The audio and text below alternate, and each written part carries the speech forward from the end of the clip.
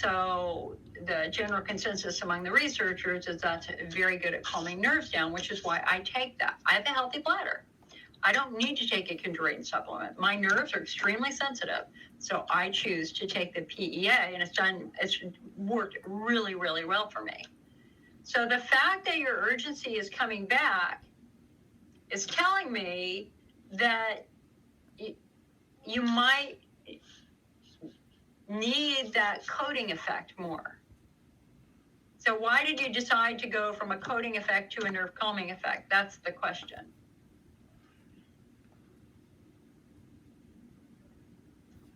And I'm not a more is better person. I don't believe in adding more and more and more and more and more. I mean, you make companies rich, but I don't like that. For me, I don't like adding more. I'm sensitive. I want to find the product that's right for me. And every now and then I have a patient who's like taking 10 or 12 supplements. Like, why are you doing that? Why are you doing that? And they cross purposes, and to step away from the supplements for a moment and just think about mechanism of action here. What are we trying to accomplish? Because if you have tight pelvic floor muscles, supplements are not going to fix that. And if money's tight, don't put your money in supplements. Put your money in pelvic floor physical therapy.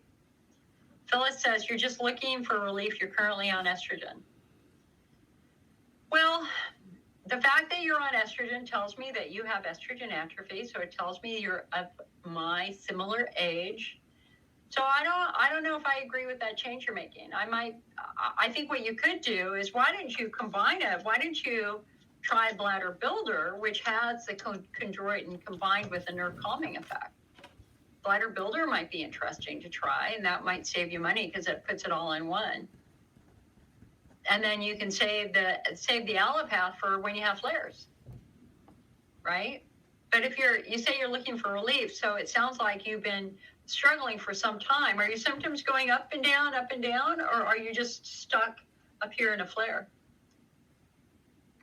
Hitatsu says, can chronic cystitis cause bladder cancer? Not that we know of. There's no connection between IC and cancer at all. The number one cause of bladder cancer is toxic chemical exposure, usually cigarette smoke. So I'm not worried about that at all, Hitatsu.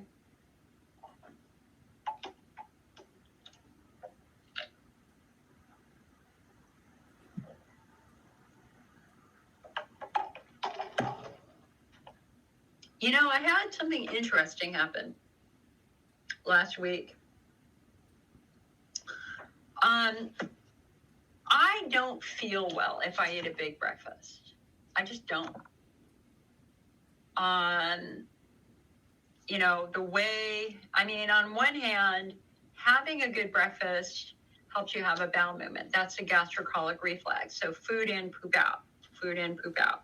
That's why, you don't normally have bowel movements before you eat. You have bowel movements after you're done eating. And my perfect breakfast is going to be a smoothie, or it's going to be a couple of pieces of Ezekiel bread with almond butter. I'm fine. If you give me cereal in the morning, I'll be nauseous all day. I do not do well with any cereal. I just don't. I can get away with, I often make gluten-free pancakes. I'm fine with that. So last week when I was doing the meeting, I made the mistake. I ordered breakfast for my parents. And I made the mistake of eating the biggest breakfast I'd ever eaten before doing one of these meetings. And as I was doing the meeting, I was feeling very crampy. And it just reminded me that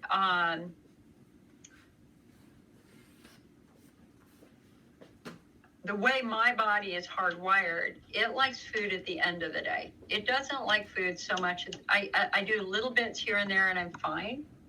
But a big meal in the morning, I will end up being bloated and gassy and irritated all day.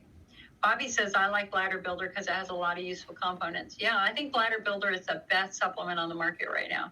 Sue says, I never could eat breakfast in the morning, even as a child. It made me nauseous and I would be sick by the time I got to school. Sue, exactly. Oh my God. And the worst is cereal. Doesn't matter what the cereal was, any of the cereal, man. And even I had, like, I tried to have a little bit of, what did I try to eat? Rice Krispies.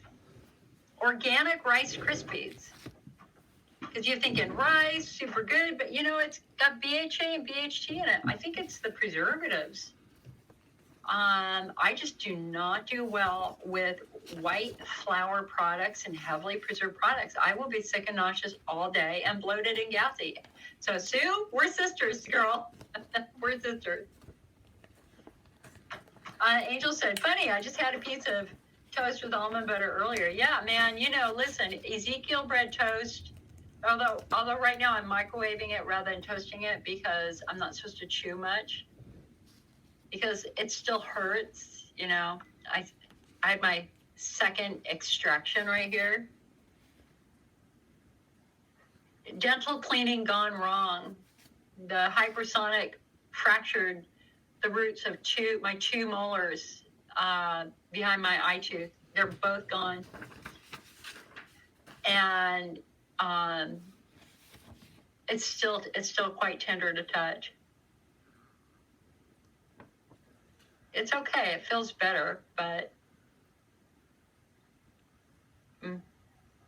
it's like right here. I was eating a banana. I bit down on a banana and I just about screamed. I was like, no, that's too hard.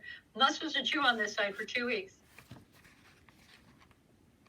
Angel said, for breakfast growing up before school, carnation powdered milk drinks. Yes. And, oh, my God. And what was the other thing we used to drink? The chocolate milk mix? We'd come home from school and we'd have that either strawberry or chocolate milk. What was that?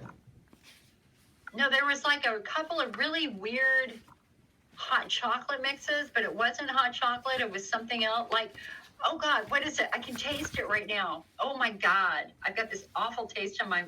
So that's so funny, the memory. Yeah, the Nestle, Yoo-Hoo. No, but there was one. Oh, my God. It started with an N, but it wasn't Nestle's. Oh, what was that? It was like a powdered protein drink. No. Hot instant drinks. Ovaltine. That's it, Arlene. Ovaltine.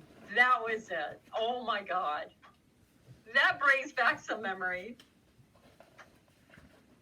Ovaltine was, and then, what else did we have? Do we have like powdered? We had Kool-Aid, powdered Gatorade. I mean, this was way before the Crystal Lights. Oh, Elkie, thank you, Tang. Instant orange. I can taste it now. I like Tang. Tang was okay. Tang wasn't too bad. Oh, that's funny. Tang. Ovaltine was just, it was an acquired taste. And the other thing we used to do is we used to heat up Dr. Pepper on the stove and put a slice of lemon in it. Sue says, cashew butter less acidic than almond butter, which I find out because I also have a hiatal hernia, and if any other nut butter will come up on me. Now see, and malto meal, right? Oh, Marie, thank you so much for the 200 stars.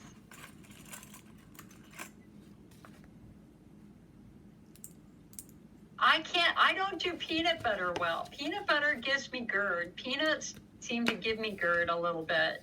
I can do almond butter and I'm gold. The last time I had cashews, it gave me GERD.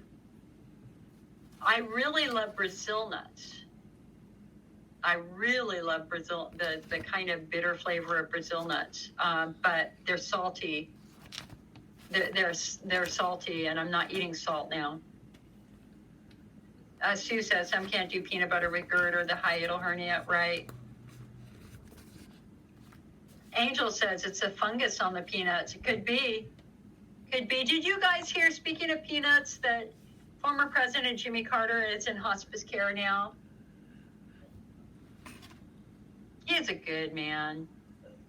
His entire life building homes for low income and the homeless. You couldn't ask for a better role model of just being a decent, kind, caring human being than Jimmy Carter and Rosalind Carter. I know people disagree about politics. We're not talking about that. We're talking about a legacy.